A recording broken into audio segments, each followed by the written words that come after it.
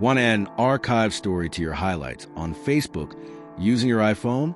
Here is a quick step-by-step guide to showcasing your favorite memories. First, open Facebook. Tap the menu icon at the bottom right corner of the screen. Tap on your profile name to enter your profile. Tap on the three-dot menu button beside the Edit Profile. Next, select Archive. And then tap on Story Archive to view all your past stories. Scroll through your archive. Tap on the story you want to feature. After selecting, tap the highlight button in the bottom right corner.